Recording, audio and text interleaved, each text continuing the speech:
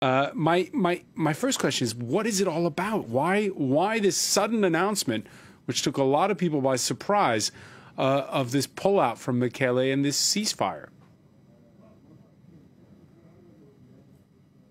Well, frankly, 10 days ago, the Tigreans left their mountain and the hills and launched a huge offensive. And they've pushed back the Eritrean, the Ethiopian forces.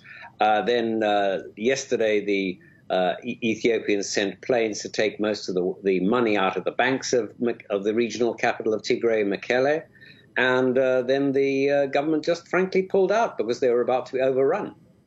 So the people celebrating in the streets of Mekelle, is that premature? Can we expect some kind of response, perhaps even from the air?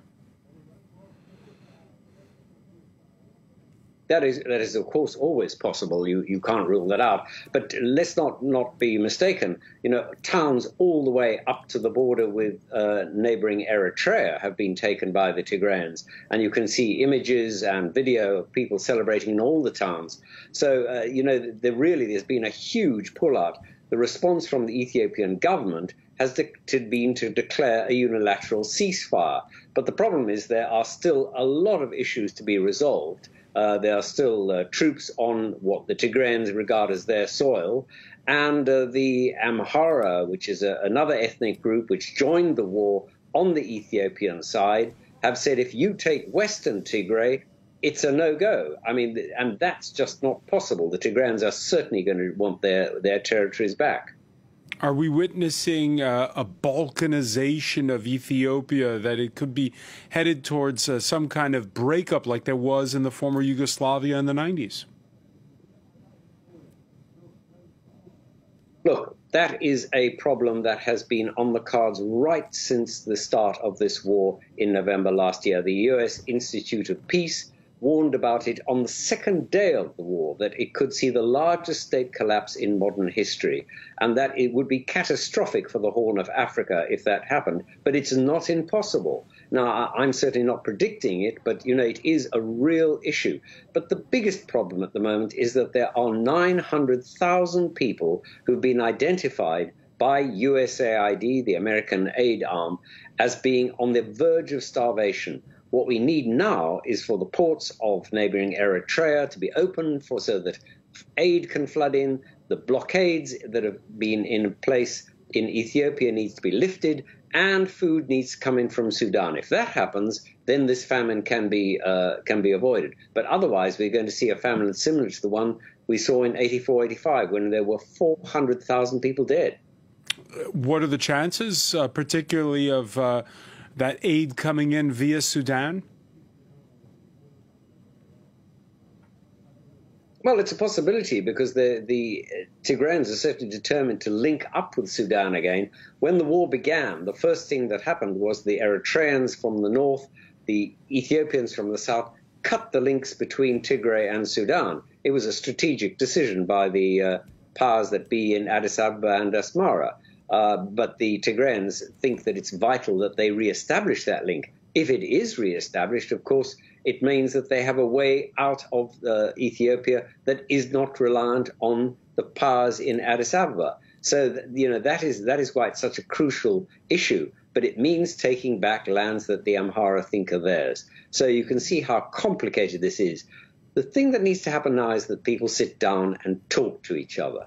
The Ethiopian government has tried a unilateral ceasefire. You can't do it that way. They need to lift the designation that the Tigrayans are terrorists and sit down and talk to them. That is the way forward. And who to broker those talks? Oh, there are plenty of people that are happy to broker it. The Americans would certainly do it. The African Union established mediators. When the war began, Cyril Ramaphosa, the president of South Africa, sat down with the president of Ethiopia, and they agreed 3 mediators, including Ellen Johnson Sirleaf of Liberia. And then the prime minister of Ethiopia, who really is the power, just said, no, I'm not negotiating with anybody. This is a law and order situation. We will deal with it as such. Well, 8 months later, he's just lost the war. Martin Plaut, I have to ask you, the start of the offensive on Tigray by government forces coincided with the U.S. elections. Joe Biden inaugurated in January. Since then, the language from the U.S. State Department has been very strong. Just a few hours ago, one senior State Department official warning that Ethiopia and Eritrea should anticipate further action from the United States if this doesn't result in the improvements that you mentioned, that is, getting food aid to people. Why has the language been so strong since Biden came to office? I think it's pretty simple. The Tigrayan community, the Ethiopian community, and the Eritrean community in the United States have strong voices. They're part of the Black Caucus, and they have been mobilizing very vigorously in the United States to try and lobby their congressmen and women.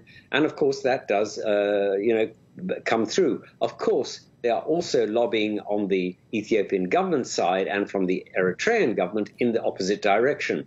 But at the moment, I would say that the Tigrayans in particular have really done an extraordinary job in mobilizing opinion so that people think that they really have to come behind the Tigrayans in what is a desperate situation. I mean, we really, the idea that there will be hundreds of thousands of people dead, as there were in the 84-85 famine, when 400,000, 500,000 people died in Tigray. That's just unthinkable, and yet it could happen, and that has to be avoided. And one final question. You mentioned earlier how Ethiopia's prime minister had, quote, lost the war. Where does this leave Abiy Ahmed? Very vulnerable. I mean, the Ethiopian army is, pretty unhappy about the presence of Eritrean soldiers on their soil. And what they will do when they finally get back to Addis Ababa, I don't know. But, armies that have been defeated really don't like it. And, I'm never going to predict the future. It's just, mad. But, I think that there will be a lot of unhappiness about what is happening now inside the military of Eritrea as well as Ethiopia. And the long-term consequences of that, well, we'll just have to wait and see. Martin Plaut of the Institute of Commonwealth Studies, thank you for speaking with us from London. Pleasure.